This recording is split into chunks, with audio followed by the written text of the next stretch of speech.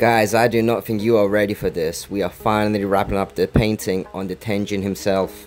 This is going to be an epic one because we are finally moving on from this intense and massive learning curve which has been painting a figurine. But the fun part, electronics, is going to be coming up.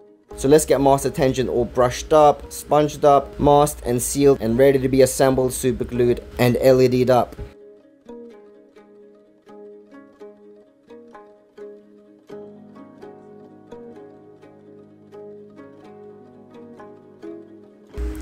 So it's been a bit of a minute since we actually touched the Master Tenjin himself, and in this one we're going to be wrapping up all the painting, the brush strokes, the sealing, and everything involved the actual colors of the Tenjin himself. So we're starting with sponging, and this is a very great technique that actually my friend Gaios recommended to me, and since he recommended it and I tried it out for the first time, I've been obsessed with it. So yeah, this is the sponging technique.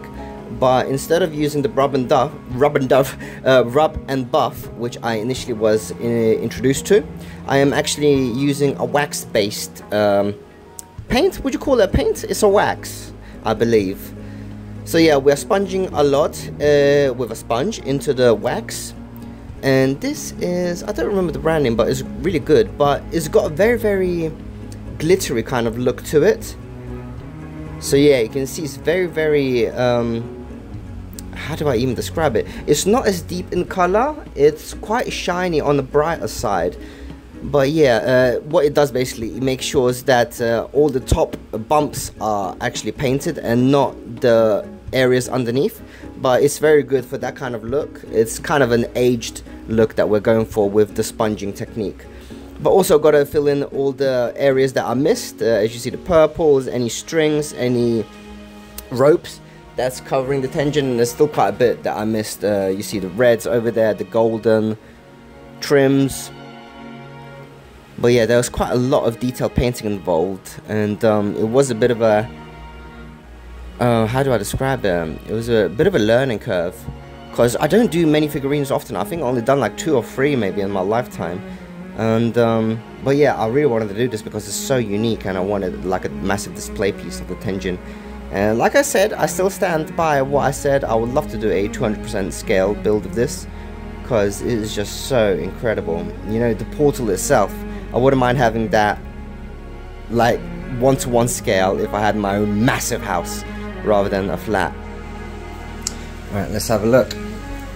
Finished with the Tenjin pieces, every single one of them now.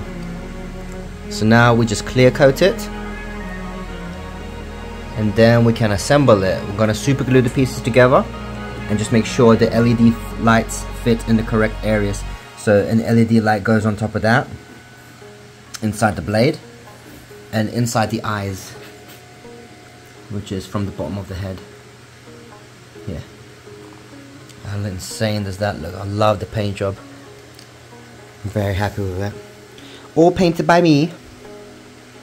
Look at those pants. Oh, I forgot to paint this piece. No, there is one piece missing. Damn it.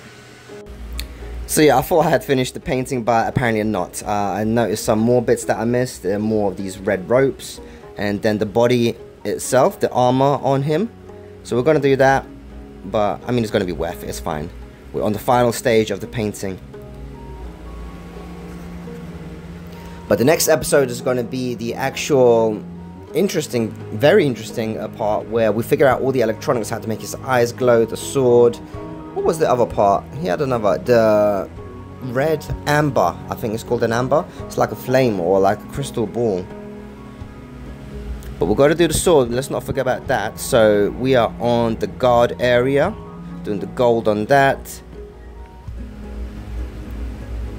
Get all those nice details in there. And we're also going to have to seal all of this because at this stage, if we were to wet this, the paint would smear and it would just actually distribute the paint everywhere. So that would be not a good idea. So yeah, we are going to seal this. But yeah, let's do the sword quickly. Although I say it's quickly, it was actually quite a bit of time that it took for some reason. I think it's because the area that I'm doing now was quite intricate in terms of not getting the gold onto the blade itself. So because I didn't use any masking tape or anything, I just wanted to paint it on straight away. So there's a bit of a back and forth. If I got the gold on the blade, I'll paint some of this rub and buff, not rub and buff, the sponging color, which is like a charcoal gray, but it's got a bit of a reflective element to it, so it's got a bit of a shine to it. I wouldn't say it's chrome, it's more charcoal. Yeah, back onto the gold. But yeah, the gold was a bit intricate because I kept on getting it onto the blade.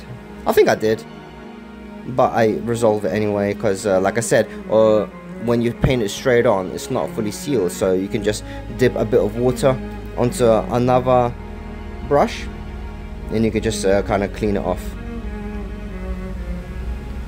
And we are going to seal it with some matte clear sealant, matte clear coat, not gloss. I don't think I did any part gloss because I wanted it all matte, not reflective. I think I did do some areas gloss, I don't remember which, and if I remember or we come across it, I'll tell you. But yeah, the sword is finishing up nicely. But before we can actually do any clear coat spray painting, spraying, we're gonna have to mask areas off. But we're not on that stage yet. Let's just do the face and the bones, the teeth. This is looking incredible. I love the white. I was actually quite nervous about doing the white because it's so intricate and detailed and so tiny. But it looks amazing actually. And it actually painted on really easily. Not sure if a demon is supposed to have white teeth, but it looked great. And onto the body finally. Let's finish up the armor because I forgot about it completely. And again, this was really intricate as well. Everything's intricate with this model because it's so fine detailed. And although it's so fine detailed, it still wasn't, I wouldn't say it was a small print exactly, it was quite big as it is. But even bigger would be even nicer. And I love all this golden details on his shoulders. It's just insane. Really royal. Although I don't think the look is supposed to be royal, it's supposed to be demonic and evil. But there's a nice blend of royalty, I believe. And a slight hint of honor. Look at all these trims on him. Is it right me calling it trims? Let me know, guys. Am I using the wrong terminology? But you can see I'm getting a lot of the gold on areas that are not supposed to be painted gold. But we're going to fix that. Instead of cleaning the paint off, we're just going to put some black on top of it. Because I think that is the easiest method to clean the paint job up. Just paint on top of it. You won't be able to see it or tell that it's been painted on top. And you can see that I'm doing that now with another brush. Because I always got to switch brushes when switching to another color. You don't want to blend the two colors. Otherwise the black wouldn't be black, it would be semi-gold. But you see how nicely that fills in, just no problem. Very satisfying. I love all that detail. God, it would be incredible to cosplay this guy. But that would take like a whole year. That would be a very long project, so we'd have to dedicate a lot of time into it.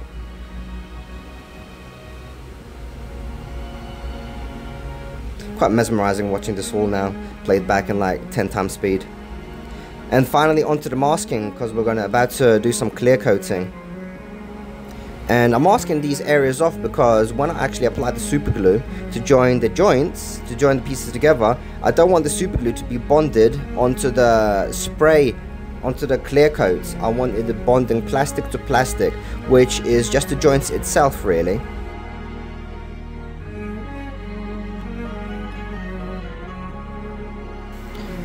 The paint job is finished. So now we've got areas masked off that are going to need to be super glued.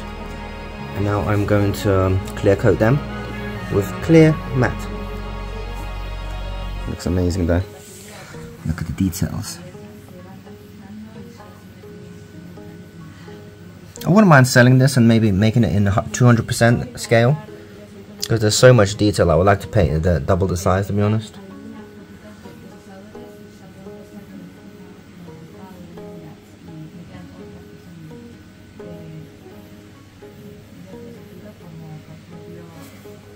Oh, the face. Look at the face. How incredible does that look? So as per usual, I have my matte clear coating in hot water, and I got all the pieces finished and painted and masked. So now they are ready for clear coat. Let's have a look at the detail on them. That looks nice and ready. Let's get this all clear coated and protected, because I do not want this paint going anywhere. Because when we clean it, we might get it a little bit wet.